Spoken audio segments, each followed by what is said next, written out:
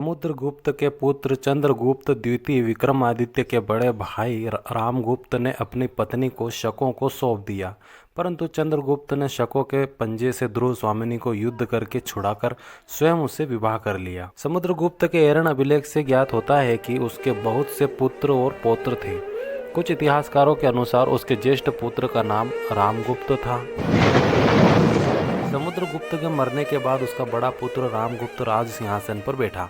विशाखा दत्त के नाटक देवी चंद्रगुप्तम से जिसके अंश मात्र उपलब्ध हैं, यह पता चलता है कि समुद्रगुप्त का उत्तराधिकारी रामगुप्त था। रामगुप्त की पत्नी का नाम ध्रुव देवी अथवा ध्रुव स्वामिनी था। रामगुप्त बड़ा ही निकम्मा तथा कायर सम्राट था। कहा जाता है कि रामगुप्त का एक शक सम्राट के साथ संघर्ष हुआ था। इस युद्ध में शकों ने रामगुप्त को घेर लिया था। इस प्रकार रामगुप्त की प्रजा घोर विपत्ति में पड़ गई थी। अपनी प्रजा की सुरक्षा के लिए रामगुप्त ने अपनी पत्नी ध्रुव स्वामिनी को शक शासकों को सौंपने का फैसला कर लिया। ध्रुव देवी ने अपने पति का घोर विरोध किया। चंद्रगुप्त द्वितीय ने अपने भाई के इस कार्य की निंदा की तथा घोर विरोध किया। उसने साम्राज्य की मान मर्यादा की रक्षा के लिए ध्रुव देवी के भेष में जाकर शक राजा की हत्या कर दी। इस कार्य से चंद्रगुप्त द्वितीय अपनी प्रजा तथा ध्रुव देवी की नज़रों में ऊपर उठ गया। घटना के बाद दोनों भाइयों में अनबन हो गई। रामगुप्त में चंद्रगुप्त के प्राण लेने के लिए षड्यंत्र करने लगा। अतएव चंद्रगुप्त ने आत्मरक्षा के लिए पागलपन का बहाना कर दिया। अवसर पाकर उसने रामगुप्त की हत्या कर डाली और उसकी विधवा से विवाह करके स्वयं सम्राट बन बैठा। रामगुप्त ने किस शासक के साथ युद्ध किया, यह कौन था, इस पर विद्वानों में बड़ा मतभेद है। इस बात को लेकर भी विद्वानों में बड़ा मतभेद है कि रामगुप्त तथा शक नरेश के बीच युद्ध कहाँ पर हुआ था। हर्षचरित के अनुसार चंद्रगुप्त द्वितीय ने शक नरेश की हत्या हरिपुर में की थी और अन्य इतिहासकारों की अलग अलग मंशा है। चंद्रगुप्त द्वितीय गुप्त साम्राज्य का एक महान शक्तिशाली शासक एवं कुशल प्रशासक था। गुप्त साम्राज्य की गद्दी पर समुद्रगुप्त के पश्चात उसका पुत्र चंद्रगुप्त द्वितीय बैठा। चंद्रगुप्त द्वितीय समुद्रगुप्त तथा उसकी महिषी दत्त देवी से उत्पन्न हुआ था। गुप्तकालीन लेखों में उसे तत्पग्रहित अर्थात उसके द्वारा चुना गया कहा गया है। कुछ विद्वान इसी आधार पर यह मत प्रतिपादित करते हैं कि स्वयं समुद्रगुप्त ने ही चंद्रगुप्त को अपना उत्तराधिकारी मनोनीत किया था, परंतु हम रामगुप्त के अस्तित्व को अस्वीकार नहीं कर सकते। कुछ विद्वान तत्परिग्रहित पद का प्रयोग मात्र निष्ठा प्रदर्शित करने के लिए किया गया ऐसा मानते हैं। अभिलेखीय स्त्रोतों से पता चलता है कि चंद्रगुप्त द्वितीय ने 375 ईस्वी से 415 ईस्वी तक अर्थात कुल 40 वर्षों तक शासन किया। अपने इस दीर्घ शासन काल में गुप्त वंश की ख्याति को उच्च चोटी तक पहुंचा दिया था। चंद्रगुप्त द्वितीय कुशल कूटनीतिज्ञ एवं दूरदर्शी सम्राट था, जिसने विक्रमादित्य एवं परम भागवत की उपाधि धारण की थी। चंद्रगुप्त की जानकारी की यदि हम बात करें तो विष्णु पुराण एवं वायु पुराण में चंद्रगुप्त द्वितीय के साम्राज्य विस्तार का उल्लेख है। साथ ही नारद स्मृति, बृहस्पति स्मृति, मांडव नीति शास्त्र नाटकों में देवी चंद्रगुप्तम व मुद्रा राक्षस से चंद्रगुप्त द्वितीय के काल की घटनाओं की जानकारी हमें प्राप्त होती है। और भी उसी समय की अगर हम देखें तो कुछ लोग कालिदास को भी उसी के समय का समकालीन मानते हैं, तो कालिदास की रचनाओं को भी उसके समय के समाज और राजनीति के शासन की व्यवस्था को झांकी देख सकते हैं। विदेशी यात्री फाहियान 5वीं सदी में गुप्त सम्राट चंद्रगुप्त द्वितीय के शासन काल में भारत आया था और 14 वर्ष तक भारत में रहा। उसने विशेष रूप से भारत में बौद्ध धर्म की स्थिति के विषय में लिखा। फाहियान ने अपने विवरण में मध्य देश के समाज एवं संस्कृति का वर्णन किया है। वह मध्य देश की जनता को सुखी एवं समृद्ध बताता है। चंद्रगुप्त द्वितीय के शासनकाल के विषय में जानने के लिए फाहियान का यात्रा विवरण एक महत्वपूर्ण स्रोत भी की भूमिका निभाता है। कई अभिलेख हैं जैसे मथुरा स्तंभ लेख, गढ़वा शिलालेख, सांची लेख, उदयगिरी गुहा लेख, मथुरा लेख, महरौली लौह स्तंभ। इनसे भी चंद्रगुप्त द्वितीय के विषय में बहुत सारी जानकारियाँ प्राप्त होती है। चंद्रगुप्त द्वितीय के 2 प्रकार के छत्रधारी प्रकार की मुद्राएं प्राप्त होती है। इन मुद्राओं से भी चंद्रगुप्त द्वितीय के विषय में हमें जानकारियाँ प्राप्त होती है। गुप्त राजाओं ने विदेश नीति के अंतर्गत वैवाहिक संबंधों को महत्वपूर्ण स्थान दिया था। चंद्रगुप्त द्वितीय ने अपने पिता समुद्रगुप्त एवं पितामह चंद्रगुप्त प्रथम की भांति ही अपनी आंतरिक स्थिति को सुदृढ़ करने के लिए अन्य राजवंशों के साथ वैवाहिक संबंध स्थापित किए। राय चौधरी महोदय का मत है कि वैवाहिक संबंध बनाना गुप्तों की विदेश नीति का महत्वपूर्ण अंग बन गया था। अतः वैवाहिक संबंध की यह नीति जो है चंद्रगुप्त द्वितीय ने भी जारी रखी। चंद्रगुप्त द्वारा बनाए गए वैवाहिक संबंधों का विवरण भी इस प्रकार है जैसे कि नागवंश के साथ संबंध था उनका। प्रयाग प्रशस्ति में उल्लेख मिलता है कि समुद्रगुप्त ने कई नाग राजाओं को जीता था। यह नाग राजा मथुरा, अहिच्छत्र, पद्मावती आदि में शासन कर रहे थे। चंद्रगुप्त द्वितीय के समय नागवंश की शक्ति प्रभावशाली बन गई थी।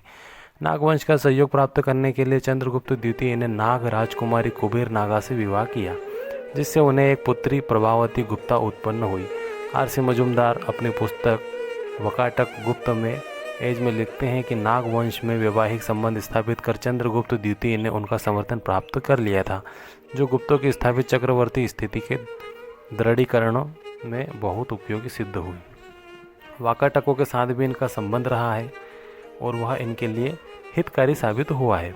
वहीं कदम वंश के साथ भी इनका संबंध रहा। तालकुंट अभिलेख में उल्लेख मिलता है कि काकुत्स वर्मन ने अपनी पुत्री का विवाह गुप्त राजकुमार से किया था। कदम्बों का शासन कुंतल से में था एवं यहाँ शासक गुप्त चंद्रगुप्त द्वितीय का समकालीन था। माना जाता है कि कुमारगुप्त प्रथम का विवाह कदम वंश की राजकुमारी के साथ हुआ था। भोजकृत श्रृंगार प्रकाश एवं क्षेमेंद्रकृत औचित्यवीर से ज्ञात होता है कि चंद्रगुप्त ने कालिदास को दूत बनाकर कुंतल भेजा था, जहाँ से वापस लौटकर कालिदास ने यह सूचना दी थी कि वहाँ का राजा भोग विलास में लिप्त है। डीसी सरकार का विचार है कि कदम राजा ने अपनी एक पुत्री का विवाह नरेंद्र सेन वाकाटक के साथ तथा दूसरे का चंद्रगुप्त के पुत्र या पोते के साथ किया था। कदम के साथ संबंध स्थापित कर चंद्रगुप्त की ख्याति सुदूर दक्षिण तक फैल गई थी तथा इस मित्रता ने गुप्त साम्राज्य को ठोस सुरक्षा प्रदान की थी। चंद्रगुप्त द्वितीय अपने पिता के समान ही एक कुशल योद्धा था। विरासत में उसे एक बहुत बड़ा साम्राज्य मिला था, जिस कारण उसे साम्राज्य निर्माण की आवश्यकता नहीं थी। वैवाहिक संबंधों द्वारा अपनी स्थिति सुदृढ़ करने के पश्चात चंद्रगुप्त द्वितीय ने अपना विजय अभियान प्रारंभ किया। उदयगिरी गुफा अभिलेख में उल्लेख मिलता है कि चंद्रगुप्त द्वितीय ने अपने संधि विग्रहिक मंत्री वीरसेन के साथ समस्त पृथ्वी को जीतने के विचार से निकला था। समस्त पृथ्वी का अर्थ है कि समुद्र के दोनों ओर जो भारत फैला हुआ है। चंद्रगुप्त की सर्वाधिक महत्वपूर्ण विजय पश्चिम तथा उत्तर प्रदेश की विजय है। वासुदेव उपाध्याय अपनी पुस्तक गुप्त साम्राज्य के इतिहास में प्रयाग प्रशस्ति का संदर्भ लेते हुए लिखते हैं कि इसमें संदेह नहीं है कि चंद्रगुप्त के पिता ने समस्त दक्षिणापथ के राजाओं को परास्त कर उन्हें विनीत होने का पाठ पढ़ाया था। उनकी स्त्री का हरण कर उन्हें श्रीहत बनाकर अपना सामंत बनाया था, परंतु ऐसे राजा की तलवार की तीक्ष्णता से उत्तरी तथा पश्चिमी भारत के राजा परिचित नहीं हुए थे। उन्हें समुद्रगुप्त की कृपाण की कठोरता का परिचय नहीं मिला था, पर चंद्रगुप्त द्वितीय की इस उदयमान विक्रमादित्य की प्रखर किरणों से वे अछूते न बच सके तथा कुछ ही काल के बाद उनके प्रबल बाहुओं के बल का उन्हें अंदाजा मिल गया। चंद्रगुप्त द्वितीय ने न केवल उत्तरी तथा पश्चिमी राजाओं को ही परास्त किया, बल्कि उसकी दिग्विजयहीन बहुओं ने बलक अर्थात बैक्ट्रिया तक साम्राज्य की सीमा को विस्तृत कर दिया था तथा उस सुदूर प्रदेश में भी इसकी विजय वैजयंती को स्थापित किया था। चंद्रगुप्त द्वितीय ने विजय प्रक्रिया में पश्चिम भारत के शकों की शक्ति का उन्मूलन किया था। शक गुजरात के काठियावाड़ में शासन कर रहे थे। प्रयाग प्रशस्ति में शक मरुंड जाति का उल्लेख है। उन्होंने समुद्रगुप्त की प्रभुता मान ली थी, लेकिन समुद्रगुप्त ने इन्हें अपने राज्य में नहीं मिलाया था। इन जातियों को चंद्रगुप्त द्वितीय ने अपने पराक्रम से पराजित किया था। विशाखादत्त कृत देव चंद्रगुप्तम नामक नाटक में चंद्रगुप्त विक्रमादित्य से पूर्व रामगुप्त का गुप्त शासक के रूप में वर्णन किया गया है, जिनके शासनकाल में शक आक्रमणकारियों ने ऐसी संपूर्ण या संकटपूर्ण स्थिति उत्पन्न कर दी थी कि रामगुप्त को अपनी पत्नी ध्रुव देवी को छोड़कर शांति स्थापित करने का विचार करना पड़ा।